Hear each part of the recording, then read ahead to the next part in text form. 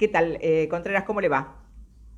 ¿Cómo estás, Lili? Buen día para todos. Bien. Bueno, por supuesto, ya utilizándolo a modo de vocero para que nos cuente un poco cómo está la situación al día de hoy. ¿Ha habido nuevos resultados esta mañana? Sí, hoy se recibió un parcial de resultados. Normalmente, bueno, pasa en algunos días que se recibe una parte durante la mañana y otra parte al mediodía o a primera hora de la tarde, y bueno, todo eso se totaliza y se informa en el parte de prensa que sale a la tarde. Pero Ajá. sí, hoy se recibieron 10 muestras, de las cuales 6 fueron positivas. O sea que la mitad más uno fueron positivas de estas 10. Igual que Sí, ayer. así es. Bien. Bueno, venimos aumentando en un pico que no se detiene. ¿Desde qué día, Hernán? Bueno, comenzamos después de Semana Santa a crecer. Hay distintos datos que mirar.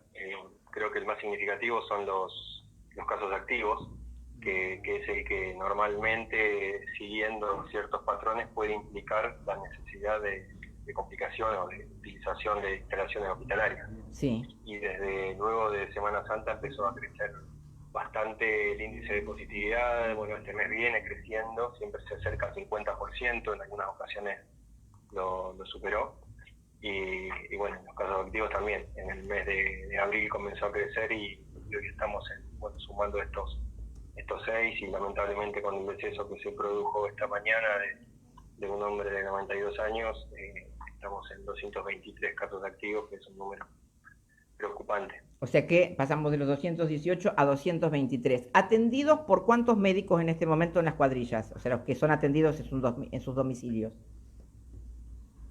Bueno, las cuadrillas se componen no solo por médicos, sino por otros colaboradores que también componen los equipos. Hay equipos que corresponden a cada día, de acuerdo a la fecha en la que llegan los resultados, se asignan a las cuadrillas, lo coordina la Secretaría de Salud y los médicos que intervienen en esas. Hay un responsable médico de cada día y tiene en general 2 médicos más y otros colaboradores, que son los que se encargan de los llamados telefónicos. Y es lo que comentábamos el otro día, de que se vuelve difícil, y uno entiende la preocupación, la necesidad que tiene la gente de estar en contacto permanente, pero lamentablemente los médicos tienen que ir priorizando, Pero, ¿cuántos, primero que nada, avisar a los positivos, o después sea, avisar a la... entre médicos y colaboradores, sabemos, incluso hoy yo comenté, no estoy autorizada a decir los nombres porque hasta algún concejal está atendiendo teléfonos, colaborando con los seguimientos y demás. Si uno no está grave, bueno, no importa, pero o sea, si es una persona que cursa la enfermedad sin complicaciones, no importa, pero si uno está complicado, sí importa. ¿Cuántos hay en total en las cuadrillas trabajando? Las cuadrillas se componen entre 6 y 10 personas, depende de cada cuadrilla. Se suman algunos colaboradores que avisan de los negativos, donde no hay un criterio médico requerido para la persona, después para Ajá. el seguimiento. Bueno, como comentaba el doctor Creus anteayer, también muchas veces hay que derivar, y no hay que derivar a esos médicos la consulta porque surge alguna complicación. Sí, sí. Se Lo que va yo le estoy trabajando día a día preguntando, sobre la lo que yo necesidad. les estoy preguntando son números, o sea, más que las consideraciones, porque el doctor Creus en un momento dijo que teníamos 100 personas trabajando y se imagina que a los 10 minutos todos los médicos que están en la cuadrilla nos estaban diciendo dónde están los 100 médicos, porque no están. No, por eso. Cada cuadrilla depende de la demanda de trabajo que tiene. Hay personas que pasan de una cuadrilla a otra. Hay empleados que están por sus condiciones de riesgo trabajando de su casa y que colaboran también con el seguimiento, con el aviso a los negativos.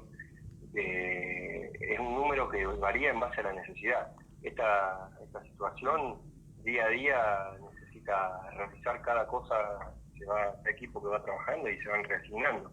Ajá. Y los equipos de seguimiento, muchos de ellos tienen médicos que trabajan en forma voluntaria, y creo que eso es necesario rescatarlo, porque no es que No, no, solo el sí, año pasado los todo médicos dieron eso, o todo. sea, quédese tranquilo porque le digo la verdad, estoy detrás de, así como leo la lista de los fallecidos, leer la lista de toda la gente que está trabajando, porque es un trabajo terrible, terrible, terrible. O sea, es inhumano que un médico o dos tengan, no sé, 50 casos para procesar por día, ¿no? Hay que concientizar a la gente de que no llame por cualquier pavada, de que no los moleste si no es necesario. Me parece que hay que hacer una gran tarea en ese sentido porque realmente no podemos seguir sometiéndolos a esta situación.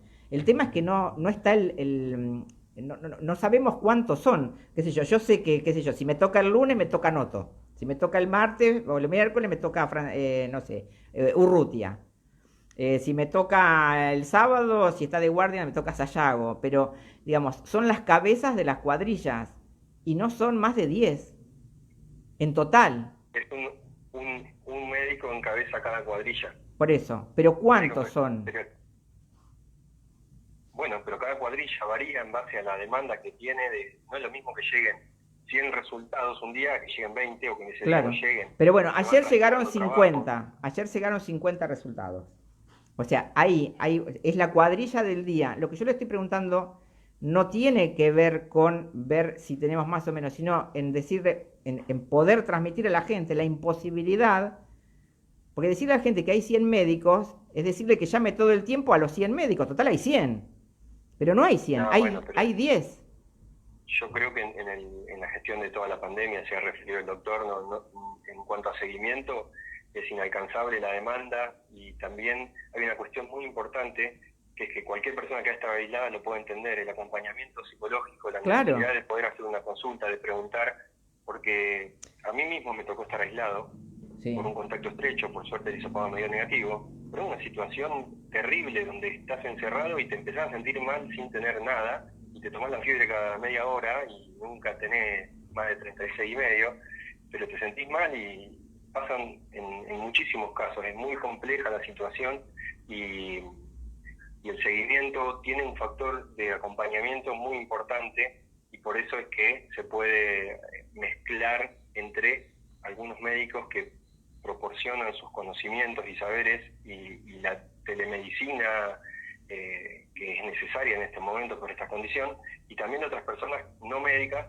que acompañan y que ayudan, y en caso de complicaciones derivan a ellos. Todo esto siempre... No es un número cerrado de que son 48, 72. Ese número... No, pero bueno, más o menos... En base a la demanda. Más o menos, ¿qué son? ¿30?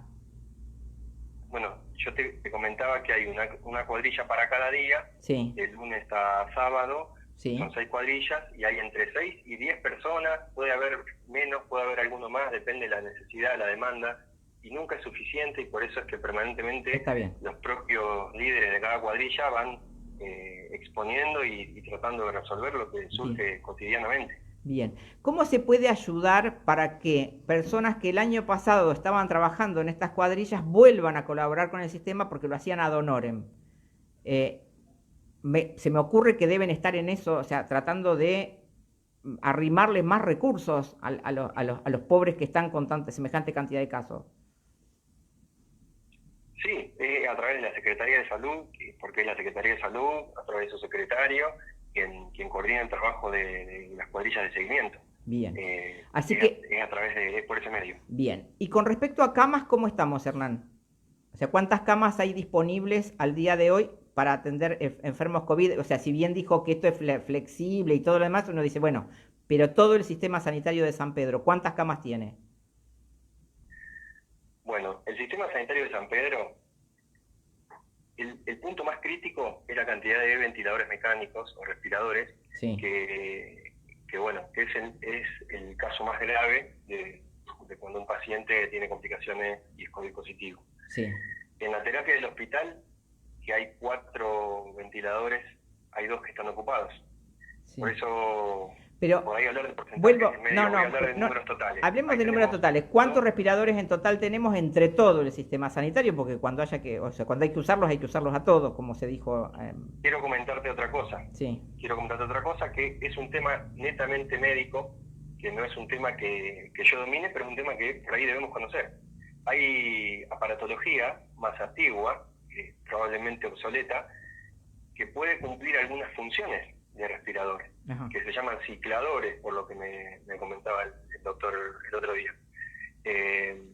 Yo lo que te voy a decir son los ventiladores mecánicos que funcionan como tal, pero cuando se habla de la elasticidad y de la flexibilidad, se trata de eso, de que el equipo médico, en cada lugar donde está y ante la contingencia y ante la emergencia y la necesidad, puede ir, si hay un paciente que es no COVID y ya hoy pasaba en un instituto privado, una clínica privada, Sí. si recibe el alta, era un paciente de diálisis que no requiere respirador, pero que tenía complicaciones y lo está utilizando, ya está de alta. Claro. Por el momento sigue ocupando esa cama, ese equipo no se está utilizando, y esa es la flexibilidad, la cama está ocupada. Está bien, pero la pregunta es, ¿cuántos respiradores hay en San Pedro entre el sector público y el privado disponibles para el equipo sanitario? No le pregunto ni para COVID ni para COVID. ¿Cuántos respiradores tenemos en total?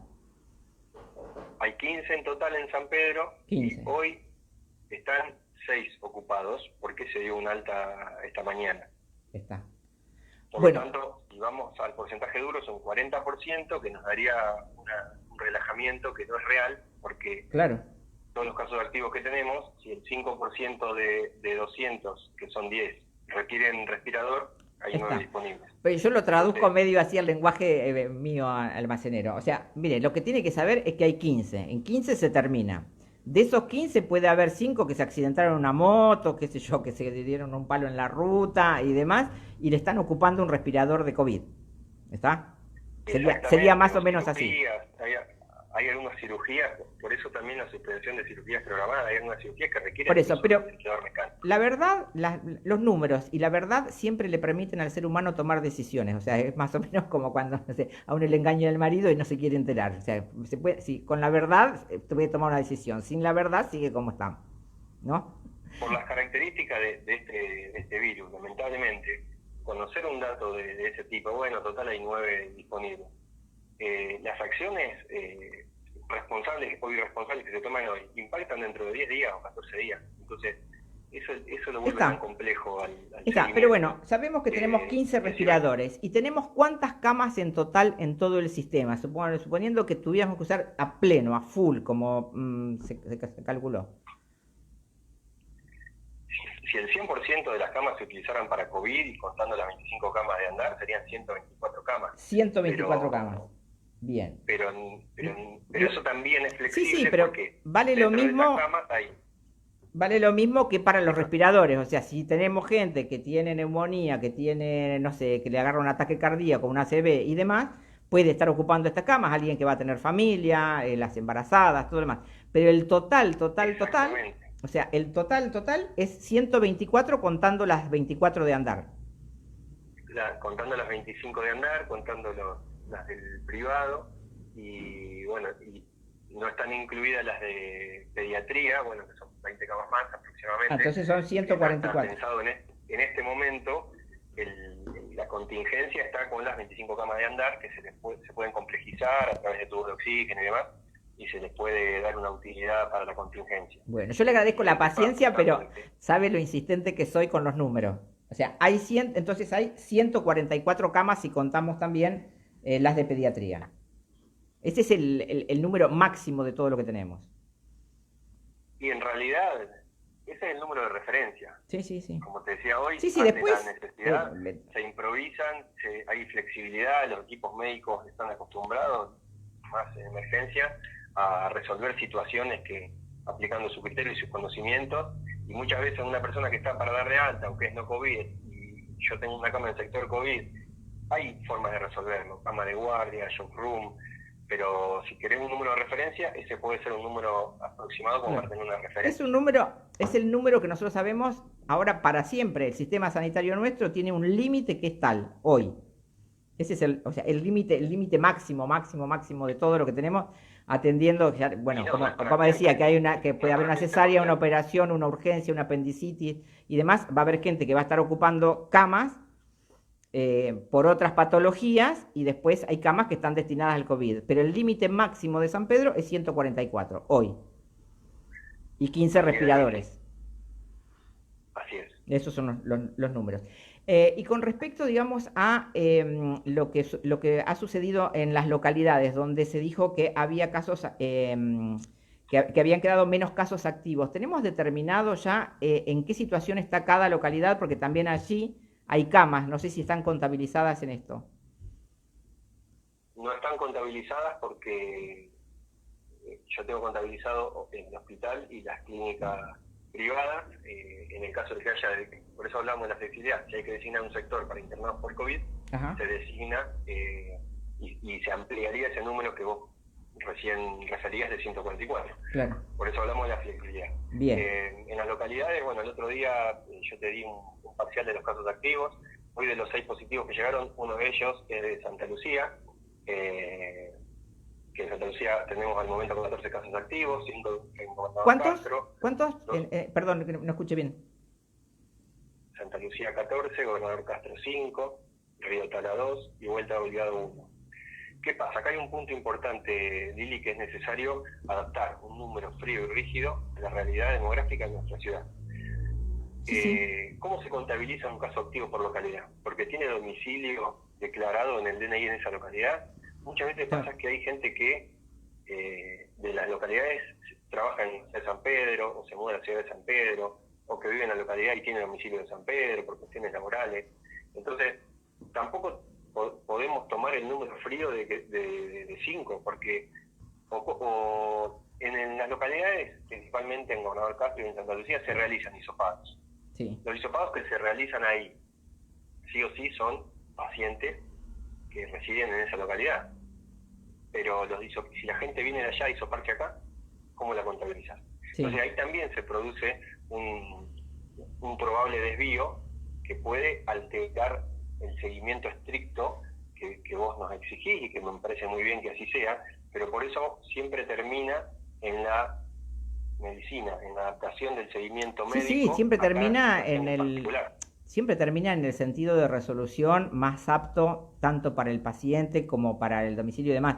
Pero, digamos, son más fáciles las medidas sanitarias en lugares de población reducida cuando uno advierte que tiene algún caso próximo y demás, que hacerlas, qué sé yo, no sé, en un distrito de 100.000 habitantes. Es decir, por ejemplo, hoy aparece un caso positivo en Vuelta de Obligado, seguramente para la autoridad sanitaria es mucho más fácil tomar decisiones en torno a Vuelta de Obligado para que esa persona permanezca aislada, o sea, es más fácil de cuidar uno que cuidar 25. El seguimiento ahí es más factible. Exacto. El detectar o determinar contactos estrechos y aislamiento es más factible. Y si esa persona, lógicamente, está internada en la ciudad de San Pedro, también hay una manera de contener. Claro. Pero por ahí nos confunde las estrategias iniciales que se tomaron del aislamiento de barrios o sectores. Pasó con algún barrio popular en la capital federal a inicios de la pandemia del año pasado, y nosotros también trabajábamos sobre esa idea con el doctor Sancho en ese momento, pero en San Pedro no se logró trabajar por sectores, y hoy en día, con el resentimiento de la economía después de todo este año terrorífico para todos, es muy difícil pensar en un cierre total de un lugar, de un barrio demográfico por calles, y de que esa gente no pueda ni salir a trabajar, porque tendría que seguro, pero, o sea, yo siempre insisto en esto, o sea, la diferencia entre saber y no saber son las decisiones que uno puede tomar. Entonces, es muy importante que con todo lo que la experiencia que se acumuló, las estadísticas que se hicieron y demás, hoy las decisiones que se tomen sean más sabias que las del año pasado, o sea, que uno ya tenga, digamos, tomado más el pulso, porque si es como dice el gobernador, que esto es el tsunami, ¿sí? Y uno está viendo, digamos, cómo se están preparando en los centros urbanos más populosos y demás, uno ve una cantidad de preparativos que exceden lo lógico, o sea, que exceden mucho lo que pasó el año pasado. Me parece que contarle a la gente cómo estamos preparados es lo mejor que le puede pasar, para decir, bueno, mire, quédese tranquilo que estamos preparados, o miren que tenemos dificultades con tal y tal cosa, que no está mal decirlo también. Si no hay médico, no hay médico.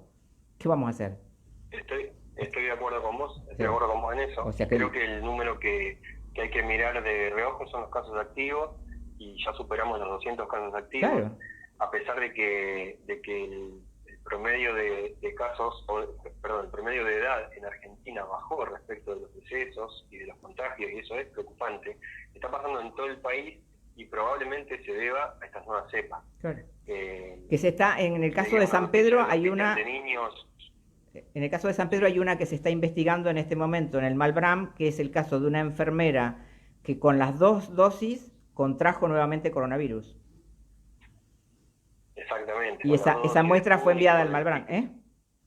y con el periodo también de desarrollo de anticuerpos, pero bueno, Claro. se sabe que hay un porcentaje de las personas que no desarrollan anticuerpos a pesar de recibir la vacuna. Por suerte, la vacuna que se le aplicó es la que tiene una tasa más alta de efectividad, que es del 90 y casi el 92%, pero bueno, puede que esté dentro de ese 8% de gente que no desarrolla anticuerpos, o puede que se trate de una nueva cepa y es por eso que se remite para el estudio.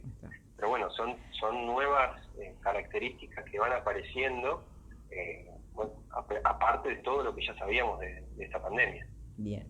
Hernán, respecto, digamos, de todos los datos que ustedes están procesando en este momento, o sea, me están diciendo que, por ejemplo, en este momento la terapia intensiva de la COPSER está llena, tiene 7 internados por COVID y que la terapia intensiva no tiene más lugar, que la clínica San Pedro está llena y tienen 5 internados en sala. Y en el hospital nos están diciendo las 2 camas. O sea, en este momento, de acuerdo a los datos que usted acaba de dar, ya no nos quedaría nada. En Clínica COPSER dieron de alta una persona, que en este caso que te comentaba, Okay. que es una persona no COVID, ahí se liberaba una cama de terapia. Y en Clínica San Pedro la información de hoy a la mañana es que hay 3 camas de UTI libres. Así que habría que verificar si lo que te están informando es correcto. Sí. Yo la información que tengo respecto del seguimiento de UTI es directamente del secretario de Salud. Por eso te puedo dar fe de la información que te brindé. Sí. Pero esto cambia todo el tiempo y cuando un médico deriva a terapia o pasa a sala común una persona, no está automáticamente informándolo. El seguimiento es diario y se hace desde los responsables de las terapias de cada sitio al secretario de Salud. Claro. Y a medida, digamos, que se van, porque nos decían también los médicos de la cuadrilla que hay mucha gente cursando con síntomas muy serios en su propio domicilio que prefieren no internarla para no ocupar otra cama, pero que hace algunos meses atrás hubiera reunido los criterios de internación. Sí, el médico hoy tiene una tarea, pobre, Dios mío, parece muy difícil, muy compleja de tomar la determinación, no solo ante los síntomas o el seguimiento del paciente, sino también hacia la disponibilidad de la infraestructura. Creo que es una situación muy delicada, por eso se están tomando todas estas medidas en la provincia, a sabiendas de que medidas seguramente más drásticas causarían un impacto positivo en cuanto a mitigar el efecto de la pandemia, pero negativo en cuanto a la actividad económica y educativa, social y psicológica también de los chicos. Entonces es muy complejo y son muchísimas las aristas que hay que analizar para cada medida. Bien. Y los médicos también me parece que tienen la parte más difícil y de nuevo quiero resaltar eso y agradecer. Creo que eternamente le vamos a agradecer todo lo que están haciendo todo el personal de salud, no solo el personal médico, sino limpieza, enfermera, y la gente que colabora desinteresadamente. Sí, y respecto, digamos, a la estadística que ustedes llevan, también está con la de vacunación. ¿Hay alguna posibilidad de que el personal que está tan expuesto como policías, inspectores y demás, sea considerado para vacunarse o no? El plan de vacunación, más allá de que frecuentemente se recibe información del avance, lo coordina el Ministerio de Salud Provincial. Sí. No lo tiene el municipio. Por eso o sea, eso... tenemos información estadística desglosada de toda la gente vacunada, sí, a medida que el Ministerio nos va informando, eso se remite a los medios. Hace pocos días, el último informe que se remitió, y el criterio... Sí, está en la página web. O sea, esa data está en la página web. La que nosotros hemos pedido es la de la segmentación etaria de todos los vacunados en San Pedro para saber cómo estamos, que me parece un dato imprescindible para la toma de decisiones. O sea, más allá de que la información la centralice el Ministerio de Salud en poblaciones reducidas como la nuestra, sería fantástico decir, bueno, ya tenemos vacunados a tantos no sé, de 20, a tantos de 30, a tantos de 60, porque lo que no sabemos es si en la totalidad de la población adulta se ha inscrito para la vacuna. Exactamente, los datos siempre son, como la vacunación es voluntaria, los datos siempre son sobre los inscriptos. El porcentaje de avance aún avanza. ¿Y cómo hace el ministerio pero ¿y cómo hace el ministerio para darse cuenta que la gente no se inscribió, por ejemplo? Tiene que haber un modo. No, pero contabiliza solo los que están inscriptos. Claro, por eso digo, Si yo o tengo sea, 1000 ¿cómo? inscriptos y vacuné 500, tengo un 50%. Ahora, Claro. si se anotan 200 personas más, ya no es el 50%. Por eso le digo, en el caso de los adultos mayores que por ahí tienen más dificultades para anotarse o menos convicción de ponerse la vacuna y demás, que sería una tarea apropiada ir a invitarlos a que se vacunen. ¿No tienen ustedes la posibilidad de cruzar datos? O sea, esto lo prohíbe también el vacunatorio, este vacunatorio disciplinador tan particular. No es que lo prohíba. Creo que el Ministerio tomó una actitud Sí, le prohíben. proactiva para avanzar en la vacunación, Lo- con sus matices, con cuestiones que podremos estar a favor o No, en contra, le prohíben pero a con su todas las personas propia... que, Perdóneme, pero esto es un dato de la realidad. Lo prohíben, le prohíben a las personas hablar, incluso. bueno, yo no sé si así, por ahí las personas no han querido No, no, no, salir se al lo aire prohíben. o tienen que hablar un referente, Se lo prohíben, o sea, hace mucho pero tiempo que no se veía semejante grado de persecución. O sea, el que habla, lo echan. bueno, no me consta que así sea, pero lo puedo entender desde el punto en que su tarea ahí tiene que ver con trabajar en el operativo de vacunación y Claro. por eso hay una persona referente que es quien puede responder a las dudas que tenga y lo que tenga Sí, cualquier sí, medio. o sea, siempre Pero tenemos que yo con las dirigirnos personas que he hablado a que la se fueron a autoridad. vacunar, con las personas que he hablado que se fueron a vacunar, todas están muy conformes, todos tengo algún Sí, familiar o pero conocido que está imagínese, vacunado, o están muy sea, conformes chocha. con el trato de los chicos, Y lo con que la faltaría es que lo limpieza, con las maltraten. medidas de cuidado. Y lo que faltaría sería que lo maltraten. No, la gente está hiper Bueno, pero cuando algo se agradecida. hace bien hay que reconocerlo y con las Sí, personas que yo he hiper hablado agradecida, están hiper muy contentos de cómo los han tratado. hiper organizado todo, pero bueno, o sea, le cuento un dato de la realidad, o sea, no los dejan hablar, no pueden decir nada y demás, eso también es la verdad, la verdad es que atienden bárbaro, están bien organizados, es efectivo y demás, pero lo que uno quiere saber es, bueno, escúchame, y a todos los abuelos que no fueron, los van a ir a buscar, dónde figuran, dónde están, ¿por qué no podemos saber? ¿O no podemos hacer más eficaz la vacunación? Bueno, sí, es una pregunta que yo no te puedo responder, pero sí, seguramente que esa inquietud Por eso me pregunto si ustedes deberían saben poder. si ya listo, con toda esta población adulta que se vacunó, si están todos vacunados, porque la verdad es que yo no lo sé. Bueno, esa información solo la puede brindar el Ministerio de Salud de la provincia, Claro. porque Y ahí la está el vacunación es problemón. voluntaria, no es obligatoria. Claro. Ahí está el problemón, digamos, de que no hay contralor, chequeo y demás que uno pueda realmente consultar. O sea, y ustedes no tienen acceso a esa base. Nosotros no tenemos acceso a la base de vacunación. O sea que a Y todos los intendentes le pasa lo mismo, que no pueden saber a qué gente de su pueblo le vacunaron. la verdad que no lo sé. Sí. Es como medio como preocupante decir, bueno, che, mira, yo soy intendente y quiero saber cuánta gente me vacunaron de mi población. Pues en la página Bueno, web la abrimos cuánta todo, o gente sea, yo abro la página. estadísticas, Claro, estadísticas generales sí, sí, pero y en bueno, el tablero de indicadores de la sala de situación de la provincia ese número se puede ver, pero sí, por ahí profundizar más o poder hacer análisis respecto a la información sería seguramente interesante para sacar, como vos bien decías hoy, teniendo datos podés tomar mejores decisiones y seguramente pudiendo profundizar o sacar otro tipo de conclusiones también se podrían tomar otro tipo de decisiones, pero bueno, el Ministerio de Salud definió una estrategia, definió los grupos objetivos, definió cómo es la operativa y bueno, y se está avanzando en la vacunación, se inmunizó mucha gente ya en San Pedro, ojalá que quienes no se hayan anotado se anoten, ya está recontra demostrado que no sí, te están inyectando veneno como fue es inicialmente recontra que importante. estaba Mire, en yo campaña, ¿no? agarraría como en la época del altoparlante, agarraría el altoparlante y saldría con el altoparlante por las calles diciendo vacúnese, vacúnese, hasta que todos escuchen, porque es muy difícil así con todo lo digital. O sea, los datos de esto, cualquiera de nosotros que entra a la página sabe cuál es el porcentaje y demás, pero también, digamos, la eficacia del plan de vacunación tiene que ver con estas acciones que se puedan emprender. Qué sé yo, ahora el PAMI también va a vacunar, la gente se tiene que inscribir por la página web. La vacuna de la gripe y bueno, la gente está acostumbrada a ir a su farmacia, ya tiene su rutina, no sé por qué una cosa impide la otra. O sea, es como si un dato anulara al otro o una modalidad anulara a la otra y no se pudiera hacer un conjunto de modalidades que le sirvan más a la gente que a los dirigentes.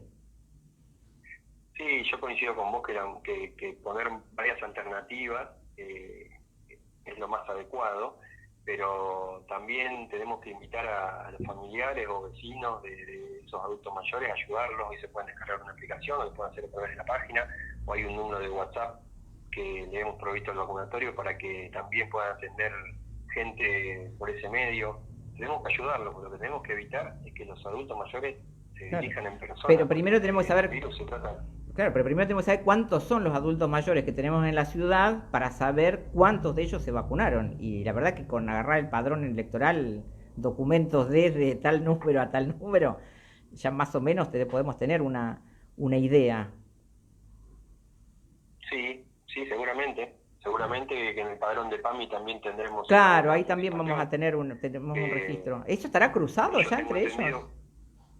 tengo entendido que son entre 9 y 10.000 afiliados. No tengo en Claro. este momento el número en mente, Claro, por eso, si se bueno, es una vacunaron, buena aproximación. si se vacunaron 2.000, Pero tenemos sí, 8.000 sin vacunar. esto, esto también es un debate más profundo, Lili, Sí, porque yo creo que vos, con información, podés hacer análisis y sacar un montón de conclusiones. Y un abuelo, saber si está el 30 o el 40% vacunado, sí. ese dato en realidad no le sirve para nada. Entonces también debemos entender que con información se puede hacer o también se puede no hacer. Y por eso quizás esté fundamentado en eso la estrategia de que se vacunen todos los que puedan, dentro de los que se inscribieron, y que Claro. Es por que ahí ahí es no donde está necesariamente ahí es cada uno donde de los está que se inscribió el puede. tema, que es todos los porcentajes están en relación a los que se inscribieron, no a los que existen, a los que viven, Exacto. a los que Cuando se todavía inscribe más viven. gente, se te corre el arco. Si vos tenés Por eso Hoy se mismo. habla, y hay algunos desarrollos analíticos que en el mundo hablan de 70% de inmunizados como la supuesta nueva inmunidad de rebaño, en una cuestión teórica, para dejar de usar barbijo, algo que se dio en Israel. Sí, sí. Ese arco se te va corriendo, o el arco es irreal, en realidad, si vos no tenés el 100% de la población contabilizada. Sí, sí. Sí, bueno, hay que ver cómo se toma. Realmente es para un debate más amplio. Yo te agradezco mucho, Hernán, que nos hayas atendido. Me pasé un montón del horario que tengo siempre. Y bueno, y poder consultar a quien lleva la estadística municipal sobre los datos que, con criterio equivocado o no, valoro como importantes. Incluso te digo sinceramente, o sea, yo considero que es una violación a los derechos humanos de los adultos mayores no informarlos adecuadamente en el sistema que ellos escuchan, ven o leen. O sea que después, si les interesa o no les interesa, dejarlo a criterio de ellos, que ya son bastante sabios porque ya han vivido. Bueno, perfecto. Creo que sí, que nosotros también nos interesaría conocer esos datos que vos mencionás, pero No, es que bueno, tenemos que enfocarnos en que la gente se siga inscribiendo, se siga vacunando, un avance, y tratar de mitigar con las medidas que por ahí antipáticas que haya que tomar, y escuchando a todos los actores, los distintos actores. El tema es la evidencia, es como, el tema es que con qué evidencia se toman las resoluciones. O sea, usted me dice que tiene una evidencia de que si cierro mi comercio a las 8 se contagian menos, y bueno, y me muestra que tiene la evidencia, cierro. Pero si no me la muestran, no cierro más. Es lo mismo que las clases, o sea, si no hay evidencia que los chicos se contagiaron en la escuela, y bueno, ¿para qué va a ser? O sea, o si tiene una escuela, no sé, rural, donde los chicos pueden estar en el parque o dar clases no me venga con que le van a dar clases vía Zoom, porque no tiene ningún sentido. Pero quiero decir que claro, que la evidencia se construye. Entonces uno dice, bueno, no sé, que la gente se contagia en el natatorio porque todas las bacterias navegan en el agua, y bueno, si se contagian ahí no tengamos natatorio. Pero tiene que estar la evidencia de eso antes de tomar la decisión. Coincido absolutamente. Entonces, y la evidencia muestra que en las reuniones donde no hay ningún tipo de cumplimiento de protocolo, ni ningún la gente se contagia. responsable o ente que pueda controlar, se producen más contagios, porque hay un Sí, relajamiento de sí, la sociedad, porque es entendible del sufrimiento psicológico que todos sí, sí, tuvimos y todo este donde más tiempo, nos y contagiamos poder es desahogarte en nuestra y propia familia. abrazar a un amigo, a un familiar. Tremendo. eh, Creo que esto nos acarrea un montón de cambios de costumbres y nos pone en un lugar muy incómodo a todas las personas, desde lo social y lo psicológico, y bueno, y es muy difícil y hay que seguir luchando. Ojalá que sea un tiempo más y podamos salir adelante pronto. Bien. Le agradezco mucho que nos haya atendido, ¿eh? Muchas gracias a Que vos, tenga Lili. buen día.